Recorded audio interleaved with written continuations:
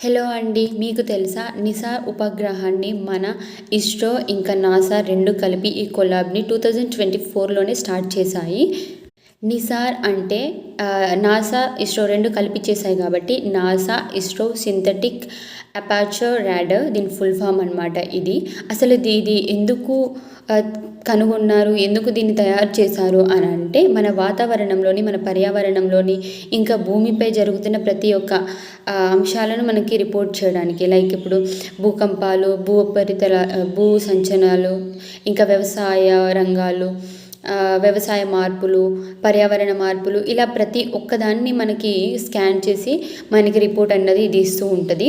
మన పర్యావరణ రక్షణకు ఇది ఒక గొప్ప ప్రారంభం, ఇది ఒక గొప్ప అడుగు అని మనం చెప్పుకోవచ్చు. ఎందుకు అని అంటే ఫ్యూచర్లో మనకి ఏం జరిగిద్దో తెలీదు.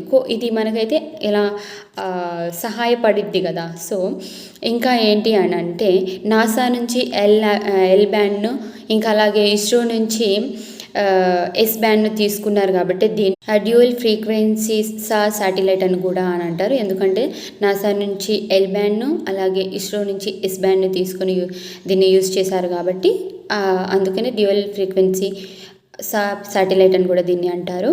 అయితే నిసార్ ఉపగ్రహంలో మన ఇస్రో తయారు చేసిన బోయింగ్ లాంచ్ వాహనం కూడా ఉందండి.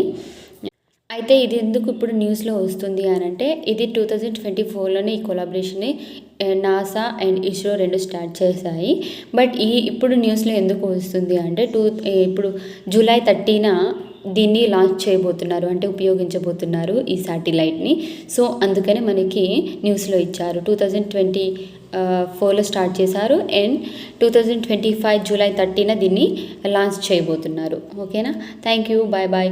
మన ఛానల్ని సబ్స్క్రైబ్ చేయండి, లైక్ చేయండి, షేర్ చేయండి, కామెంట్ చేయండి అండ్ సపోర్ట్ చేయండి. మీ కామెంట్స్, మీ అభిప్రాయం ఏంటో కామెంట్స్లో తెలియచేయండి. ఇంకా అలాగే దేని గురించి చేయాలో మీరు నాకు చెప్పండి. అసలు ఈ ఇస్రో నాసా చేసిన పనిలో మీరు అభిప్రాయం ఏంటో తెలియచేయండి. Bye bye.